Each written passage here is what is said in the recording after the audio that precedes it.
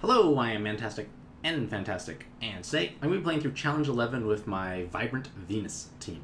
So, basically, Vibrant Venus is going to rely on hitting them as close to 50% as possible, using a Chester's 10% to tickle them below, and then I have a Sequoia also inherited after 50% to chunk a bit higher, so therefore I have more wiggle room for error for damage. So, I am going to pop active skills here in order to deal sufficient damage to push them appropriately low. So I'm going to do this.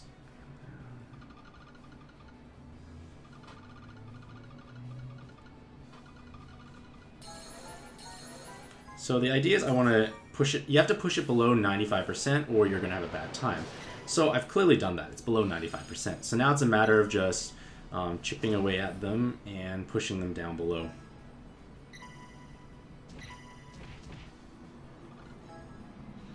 And I'm just going to wait things out because there is some very high-end gameplay with Venus. Because, yeah, you don't actually need to do anything except for have Venus as a leader, and you can't really die. Like, you just really couldn't. Like, at least in this phase, you just can't.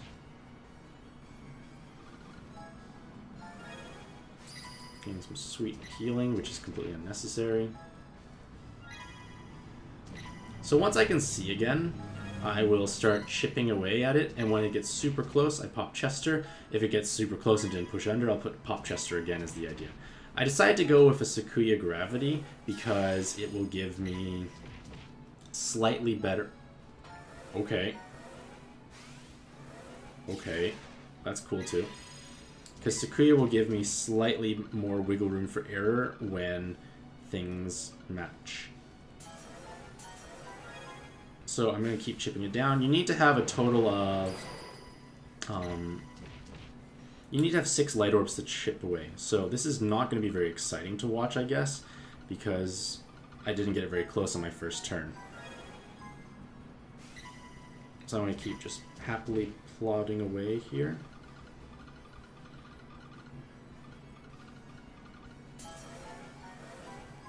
Like, I don't want to match too much. I'd rather match less and then just repeat this many times over. Okay, so it doesn't actually do anything. It's a test of speed. Whatever, I need to just have 6 light orbs. Once I get 6 light orbs, I will do things again.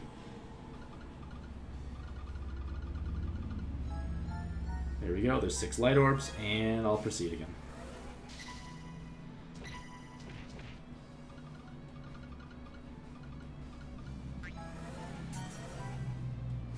Again, just chipping, chipping, chipping, chipping.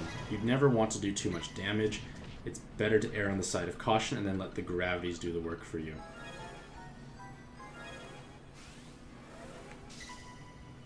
Test of endurance. Alright.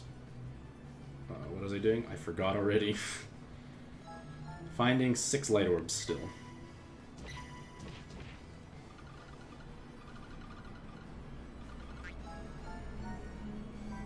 Okay, found 6 light orbs. Again, gonna keep chipping. No TPA this time. Not matching extra light. There we go. Whew. So, super close. Really close. Really, really close.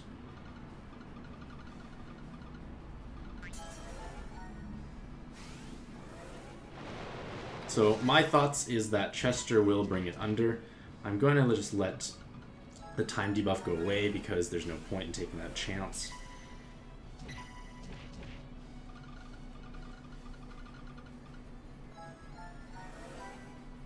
Okay, so if Chester doesn't push it under, I will just go through the whole cycle again and let Chester's magic come up again. So, I'm going to pop the Chester on the friend. If it pushes it under, we're underneath. So when it's underneath, Sequoia's gravity actually works. So I'm going to pop Sequoia.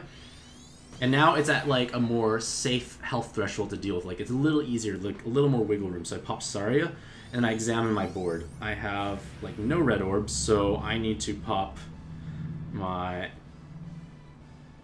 This is a terrible board. Just terrible. Okay. So it's a matter of, am I going to get lucky enough and will this do enough damage? It should be enough damage, like... one person went over, but it's okay. See, that's why I was okay. Like 2 rows. Like if I made 3 rows, it would be inappropriate. I had 3 rows before, and I managed to beautifully skyfall a bunch of extra matched light orbs, so that was awkward.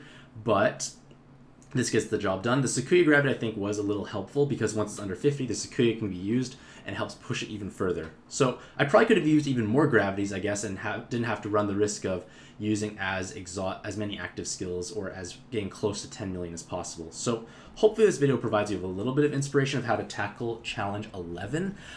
I think it's an interestingly designed encounter. I guess if you have Venus, it really trivializes it. But if you had any other leader that can mitigate light damage, but I guess Venus does it most efficiently, it could work. Any tanky leader might be appropriate as well if you have damage control. But Chester gravities are key, but remember, you can always use a friend who has Chester. So thank you very much for watching, ladies and gentlemen. I hope you all have a mantastic day, and happy puzzling.